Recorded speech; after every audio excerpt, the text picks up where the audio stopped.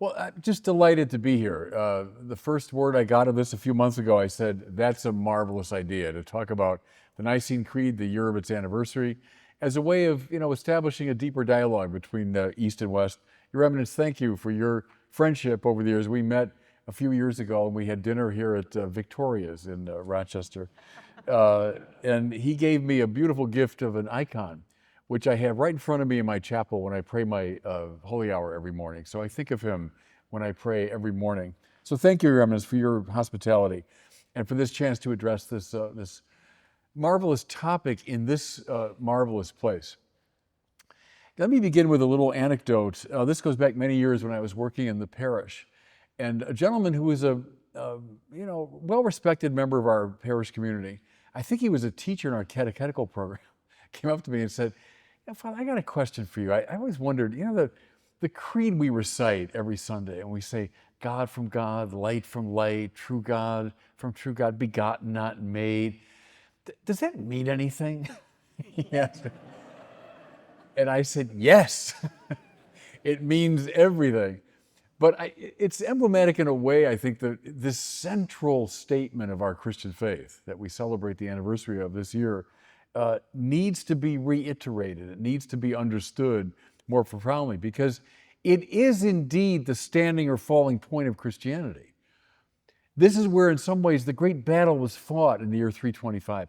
And that's why we rehearse the victory every Sunday by saying precisely those words. So it's very important for us, both East and West, for all Christians, to revisit it.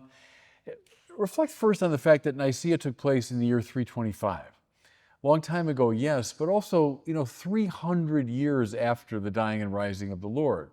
So the Christian community had been thinking a lot for 3 centuries about the central mystery. Namely, who is Jesus? So clearly from the biblical witness that Jesus is a human figure, no one really doubts that, the Docetus maybe did. But he's also someone who consistently spoke and acted in the very person of God. My son, your sins are forgiven. Well, only God can forgive sins, the bystanders say. That's the point. You've heard it said in the Torah, but I say, breathtaking for a first century Jew. You've heard it said in the Torah, that's God's own word, but I say, claiming authority over the Torah. Who could do that but God himself? Heaven and earth will pass away, but my words will never pass away. Well, who could say that? No merely human figure. Unless you love me more than your mother and father, more than your very life, you're not worthy of me. Well, no merely human figure could say that. So what's bequeathed to the early Christian tradition is this dilemma, this problem. How is he both human and divine? Well, go back to figures like Irenaeus of Lyon, Tertullian, Justin the Martyr, Origen, many others. They were trying to sort through this problem. Well, things come to a kind of head in 325, and that's because of this figure called Arius of Alexandria. Now, who was Arius? Arius was a priest of Alexandria, and like a lot of people in that city at that time, was given to highly abstract speculation. In our culture, and here we are near the Mayo Clinic, in our culture we reverence the physical scientists. Well, back in those days, it wasn't so much the physical scientists, but the philosophers and theologians they reverenced. So Arius comes of age in this very heady milieu of philosophical and theological reflection. What's he interested in? Our great question, who is Jesus? And Arius proposes his famous answer. And for its time, it was a very clever answer indeed. Arius said, look, we have to hang on to the sovereignty and unicity of God. So this Logos who becomes flesh in Jesus can't really be God in the full sense. But the Logos is the highest creature of God. The highest creature that's come forth from God is the Logos. And then all of his other creatures are underneath the Logos. So this very high, quasi-divine figure becomes flesh. Now, what does flesh mean? Well, Arius thought it's pretty awkward to say that the Logos is competing with a human mind and soul. So the human mind and soul are supplanted by the Logos. So Jesus is quasi-divine, not really divine, and also quasi-human, not fully human. He's a hybrid. He's a mix of the two. Might seem peculiar to us, but keep in mind the mythological framework that wasn't totally alien to that time and place. Think of someone like Hercules or Achilles, demigod, demi-human. Well, that's Arius' proposal, right? Clever, and it solves some problems theologically. In some ways, the dilemma goes away. They say, too, that Arius was very attractive, charismatic, a very good speaker, and even a singer and songwriter. I make him sound like Elton John, but he would sing and he would compose songs. And if you want to be a popular figure, it's great to have a catchphrase, right? Well, he had a catchphrase, which was, "There was a time when he was not." The he in question is the Logos. It's his way of saying, okay, the Logos is very high, very important figure, but not divine. There was never a time when God was not, but there was a time when the Logos was not. And Arius put that phrase into songs and into his sermons and into his public speeches. Well, he becomes a popular figure and a divisive figure. Some people loved his solution to it. Others said, no, you're betraying the heart of the Christian faith.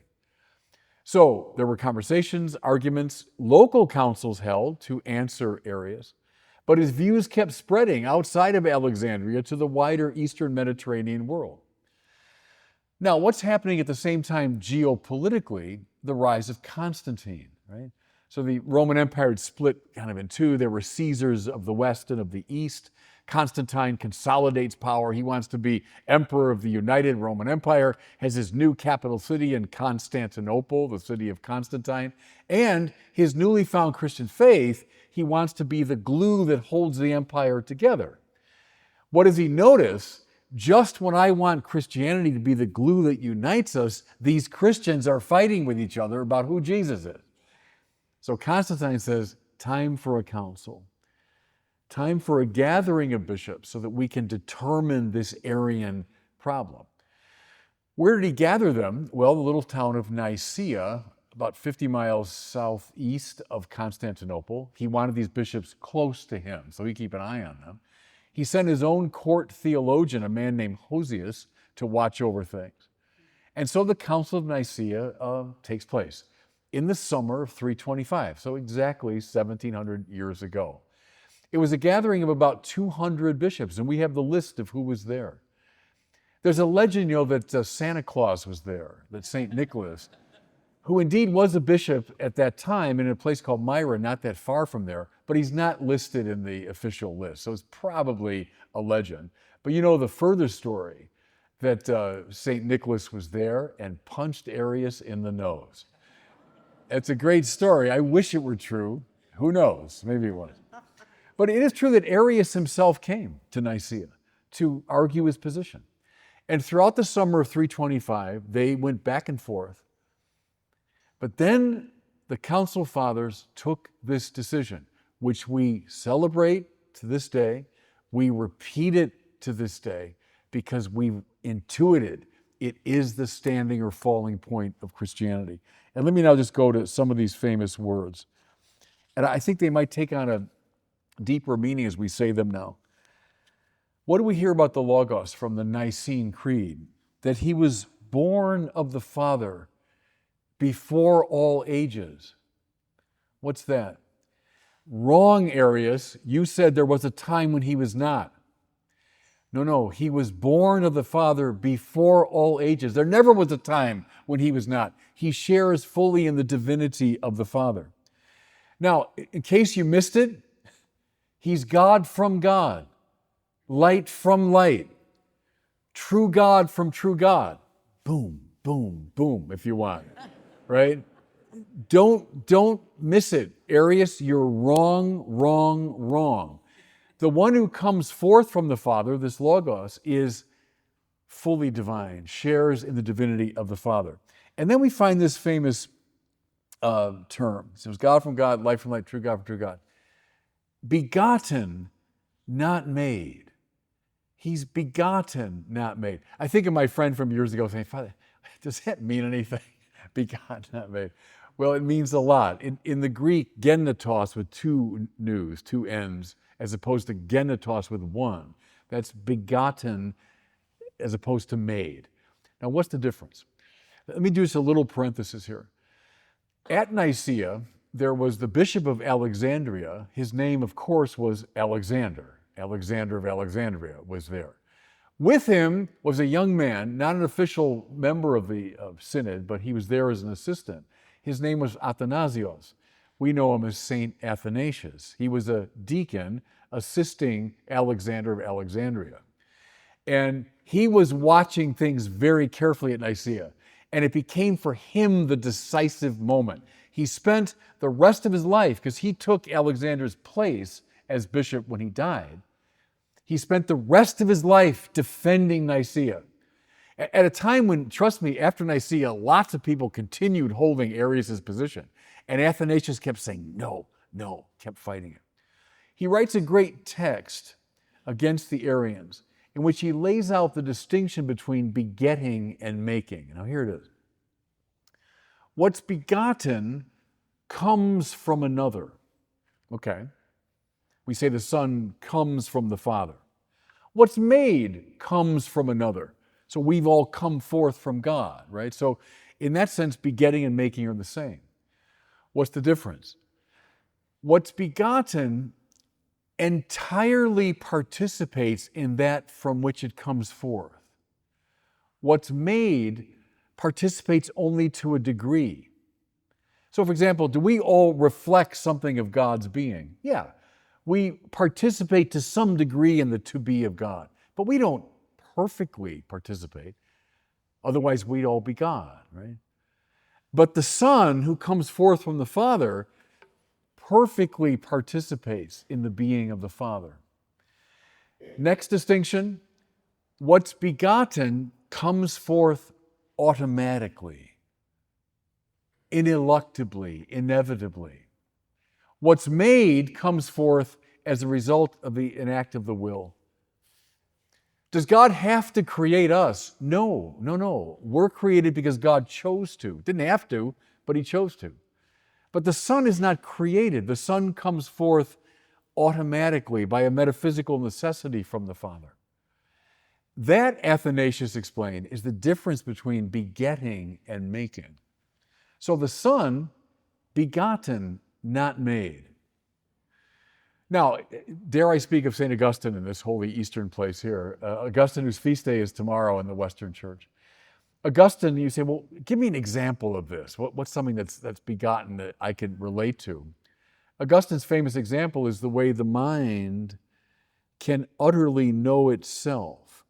The mind can form an image of itself, not splitting into two minds, but the inner word, he says, that comes forth from the mind participates perfectly in the being of the mind.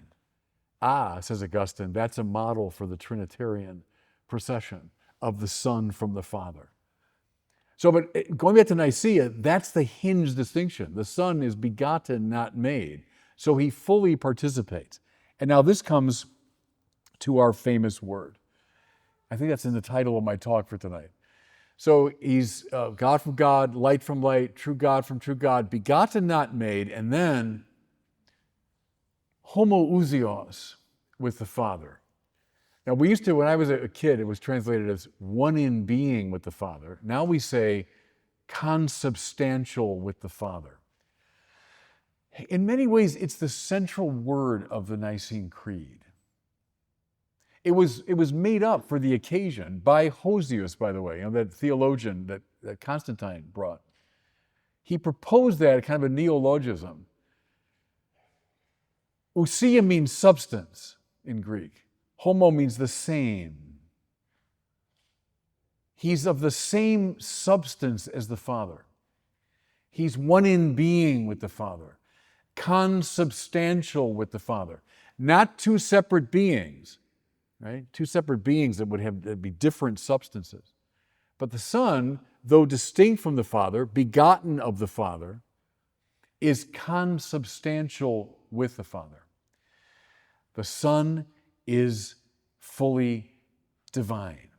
Do you see how in these little phrases, it's again and again hitting at areas? There was a time when he was not. He's not really God. He's just a high creature. No, no, no, no, no. Again and again. And then it's summed up in a way by that word, homoousios, one in being with the Father.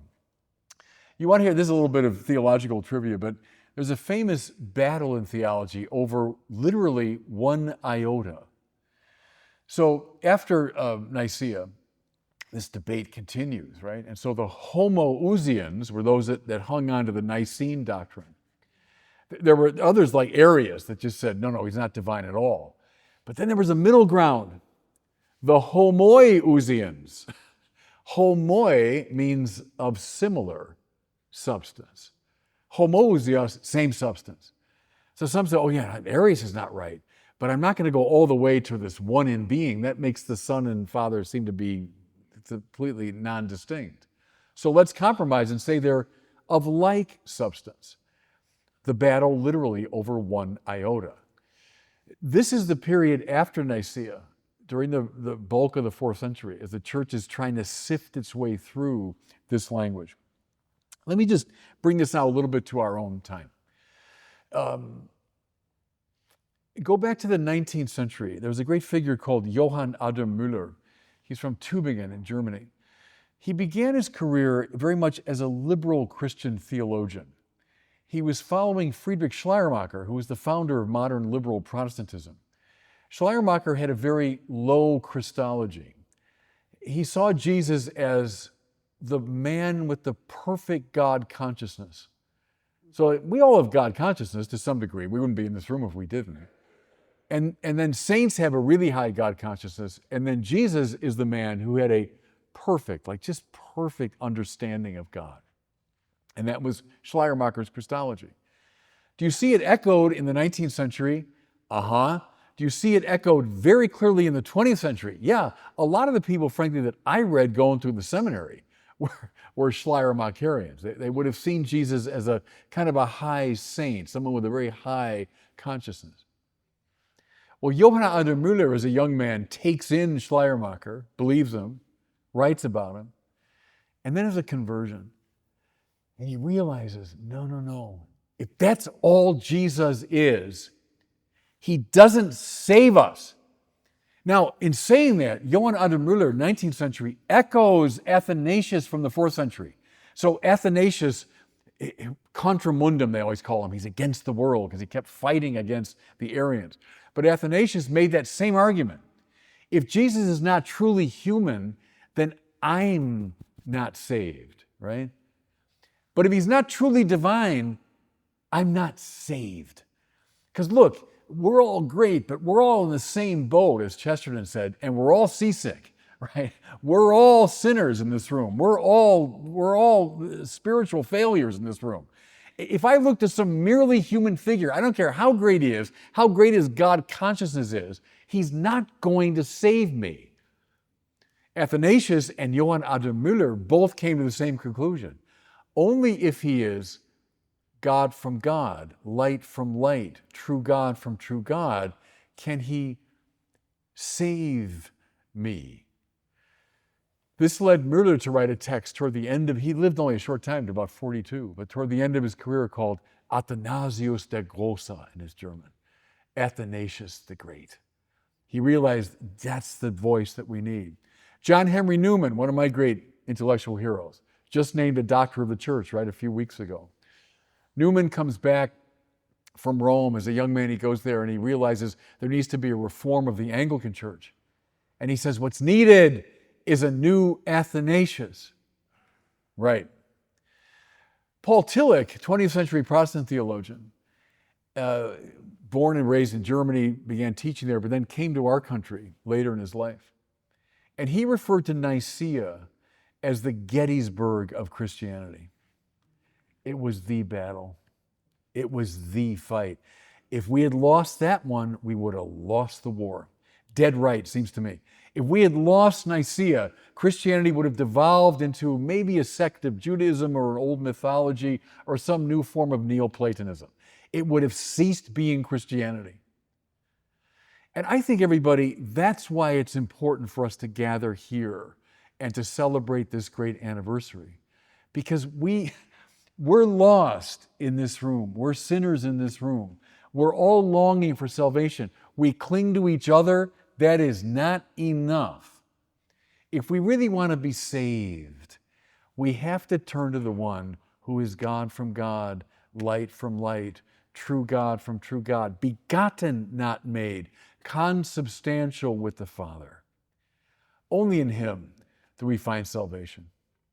God bless you all. Thanks for listening.